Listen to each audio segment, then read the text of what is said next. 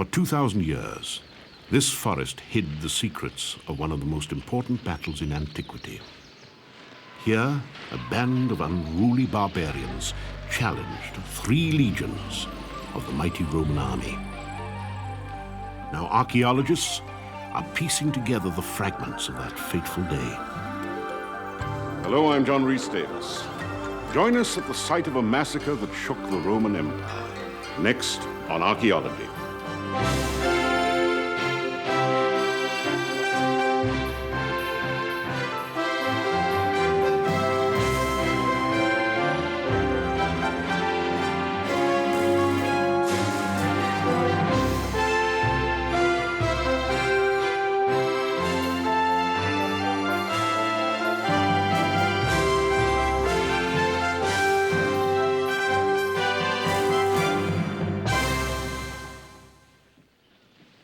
It is the stuff of legends.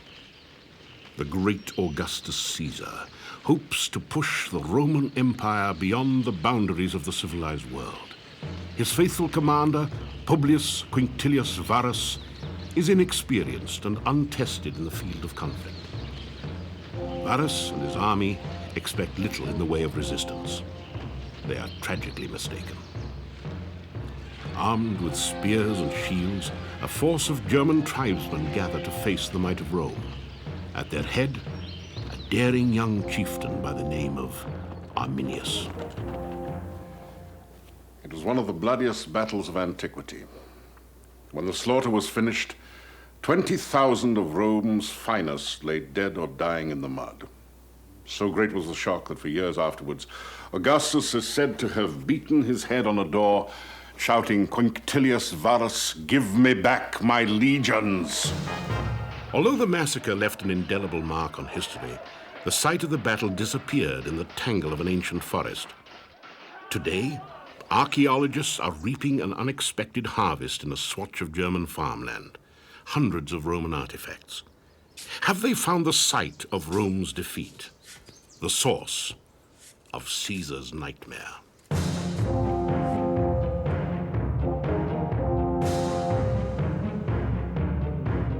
On a hill overlooking the city of Detmold in western Germany, an imposing statue immortalizes the young hero who stood against Rome. While the Romans mourned their defeat, the Germans celebrated it in myth and legend. But details of the battle seem lost forever to the passage of time. In the 1st century AD, Germany was a trackless land of mountains and forests, inhabited by tribes of warlike barbarians. Fiercely independent, they looked on the encroaching Romans with suspicion and dread. The century before, the great Julius Caesar had doubled the size of the Roman Empire. After subduing the Mediterranean, he turned northward and conquered Gaul, establishing a stronghold on the west bank of the Rhine. To consolidate Caesar's gains, the Emperor Augustus extended the frontier to the Danube. Next, he annexed the territory between the Rhine and the Elbe. An invasion seemed only a matter of time. But the Germans were ill-prepared. They needed a leader, someone charismatic who could unite them in a common cause, someone who could rally a force strong enough to confront a highly disciplined military machine. The young Arminius, only 27 years old, had unique credentials. Although a German chieftain, he was well trained in Roman tactics. As a Roman citizen, he had served in the army and sworn allegiance to the emperor, until Augustus made a fateful decision. He named Publius Varus governor of Germany. An aristocrat, Varus was also arrogant and tactless. His presence on German soil was all Arminius needed to spark a rebellion and unite the tribes.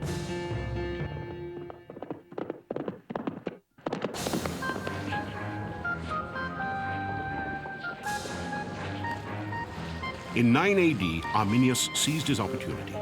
He attacked Varus and his legions.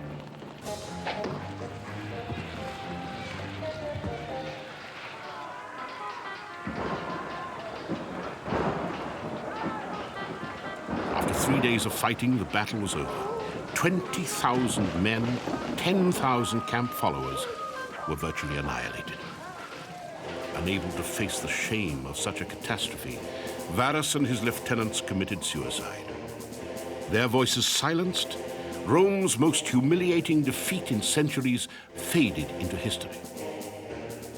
With few witnesses to recount the disaster, the whereabouts of the killing field also slipped away. For 2,000 years, no one has been certain exactly where the battle was fought. The search to find it would become one of the great detective stories of archaeology. It begins in the 16th century, when a manuscript written by the Roman historian Tacitus was discovered in a German monastery. Tacitus was the first to identify the Teutoberg forest, some 200 square miles of what is today gently rolling hills and woodlands. Over the years, Roman antiquities began to turn up in several different locations, but few associated them with the battle. Then, in 1987, an amateur archaeologist prospecting on a northern edge of the forest uncovered an unusual cache of new artifacts. The discovery attracted the attention of the Museum of Cultural History in nearby Osnabrück. The excavation, located at the foot of Kalkreiser Mountain, has yielded hundreds of tiny fragments, each a clue that here something dramatic occurred. After years of painstaking analysis, Chief Archaeologist Susanne Wilbers-Rost and her team have pieced together the uniform of a Roman soldier and the weapons he carried. We found, for example, this hook to fasten the epaulettes of a chainmail coat. It mentions a certain Marcus Aius of the first cohort of Fabricius. The first cohort was the elite unit of a Roman legion. The find is hard evidence that heavily armed infantry were present in the area. This javelin clamp was used to attach the iron to the wooden shaft of a Roman javelin, a very long weapon. The base section of the javelin could be driven firmly into the ground. The sandals were very important. They were made of leather and had iron cleats in the soles. The helmet had a plume holder on which plumes could be fixed on special occasions.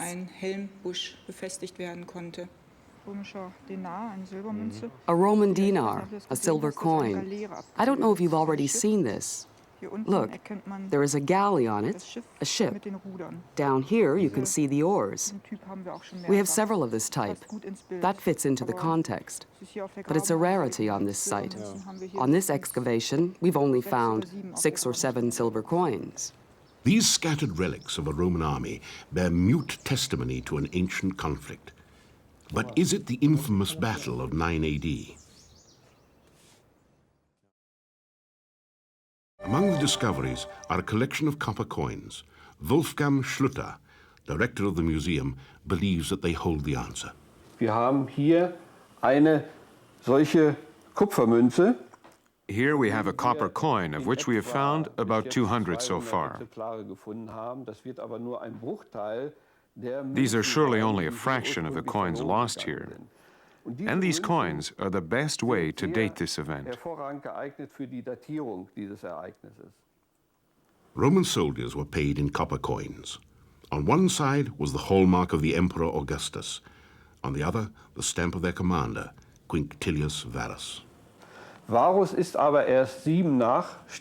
In the year 7 AD, Varus became the governor of Germania. Therefore, it was only from this date that he could put his stamp on the coin. So we can say on the one hand, we have found no coins dating after 9 AD, and because these coins were produced starting in the year 7, they could only have been lost in the year 7, 8, or 9. This would indicate that we have situated the Varus battle in 9 AD. The location of the forgotten battleground now seems certain. Archaeologists have also excavated a strange-looking mound at the base of the mountain. their work reveals a man-made rampart some 600 feet long and 7 feet high. We suspect that the Romans came from the east. That is to say, they came from this direction and marched along this path. They were attacked from different ramparts, which in our opinion, the Germans had built for the ambush. So far, we have excavated only one of these ramparts. That rampart lies over in that direction, at the foot of the Calcrisa mountain. This is the old ground level, from the time of the Romans. It clearly marks the outer edge of the rampart. The Romans came along this path, just below here. Then they were attacked from the rampart and were clearly annihilated. The construction of a rampart suggests Arminius knew which route the advancing Roman column would take. But how did he know? Wolfgang Schlutter thinks his knowledge of the terrain gave the Germans an edge. Die römischen Truppen sind von Osten gekommen. The Roman troops came from the east. Now, presumably, they tried to get through here, between the Calcrisa mountain and the Vian mountain range. But they had to admit it was impossible due to the high altitudes. They retreated and went around the mountain using the shortest path possible to surmount this obstacle.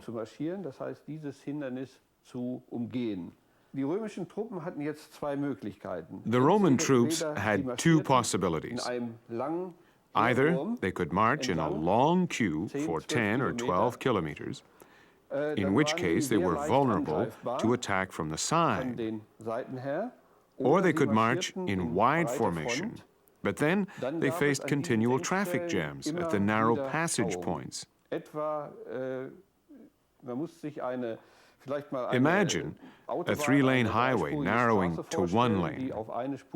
Then you get traffic jams for many kilometers. And that is exactly what happened here. Schlutter's findings confirmed Tacitus's account of the battle. Varus led his army through treacherous terrain. On one side, Tacitus records, it was flanked by marshes, bogs, and swamps. On the other, by densely wooded hills. Here, they encountered the ambush. It is deathly quiet in the Teutoberg forest. An autumn rain chills the air. The Germans, invisible behind their earthen ramparts, patiently wait. Anticipation steels their nerves. In the distance can be heard the footfalls of the approaching Romans.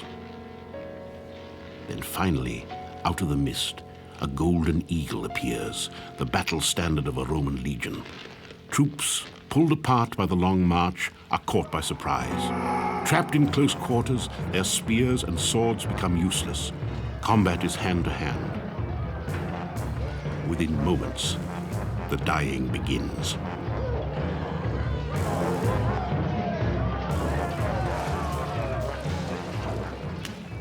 Archaeologist Michael Geschter thinks the Battle of Teutoberg Forest was no battle at all. It was a massacre. Diese kleinen Truppen römischer Soldaten, die eigentlich nur These troops of Roman soldiers were only trained to fight in open fields. They were not suited to ward off small, partisan attacks. Because of this, they were massacred man for man. Isolated troops were able to fight their way through, others surrendered and were butchered.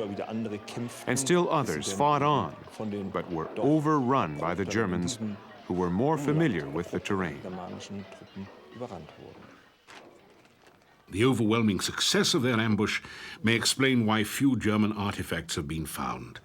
Mostly the fragments of a Roman army literally torn to shreds, their bodies and their weapons plundered.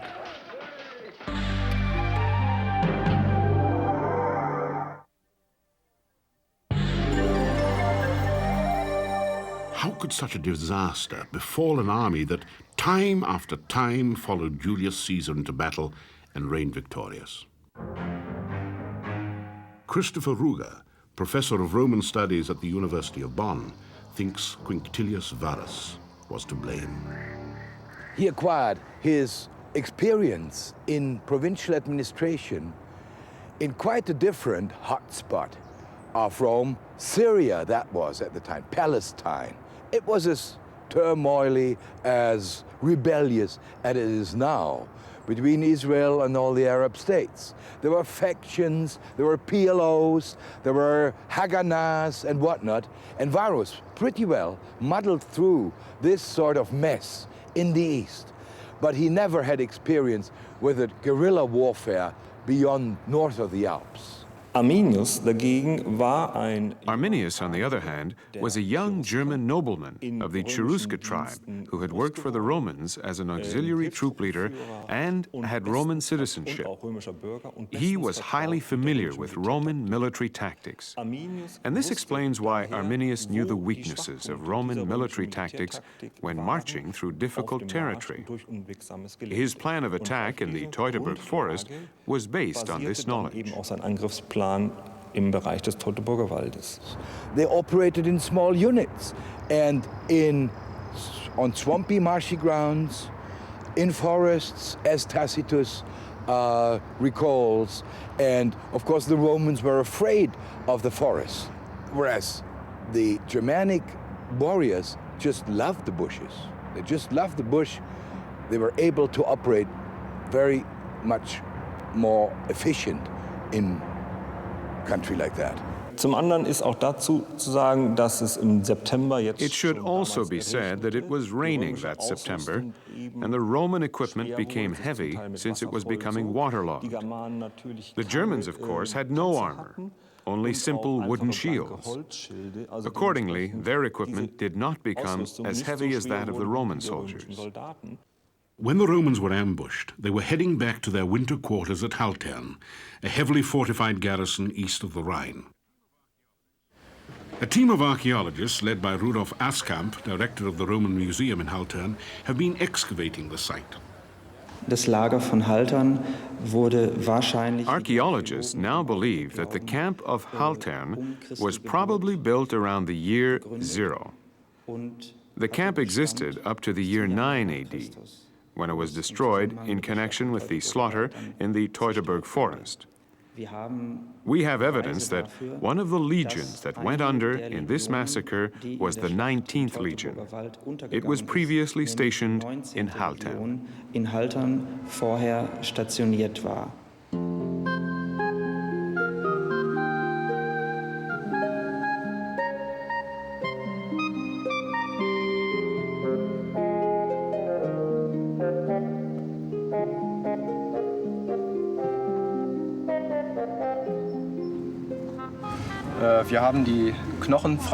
We have cleared the bones of the dirt and are now reinforcing them with plaster so that we can get them to the museum intact. Otherwise, they would break.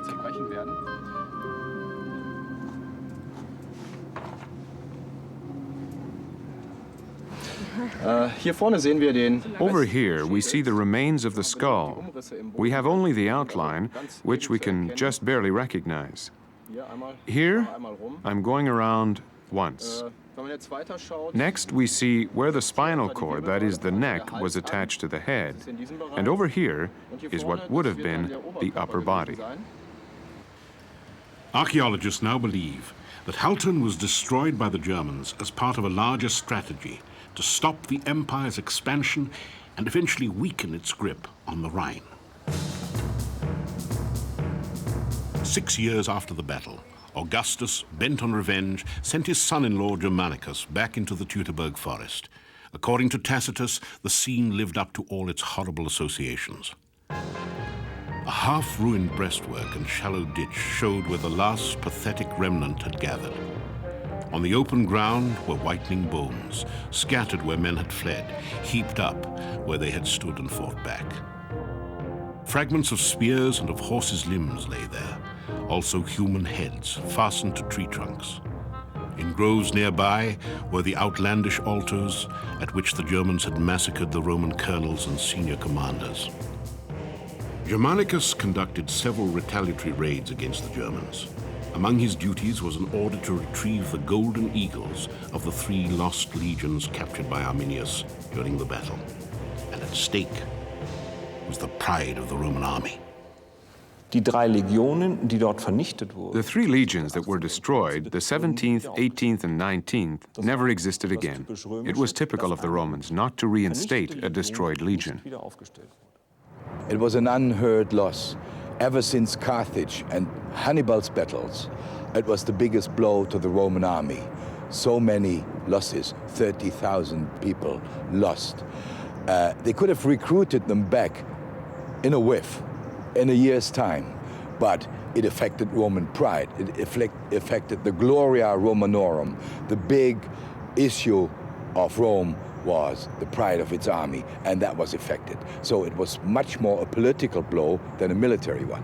Die Adler sind natürlich dann The eagles were brought back to Rome, and then we don't know. Either they were destroyed or melted down in the course of the centuries. eingeschmolzen. The Battle of Teutoberg Forest once and for all put an end to the dream of expansion. Today, the monument in Detmold commemorates a fleeting moment of glory. But it also serves as a reminder. Without Arminius, the hero of Teutoberg Forest, one can only wonder how history might have been different.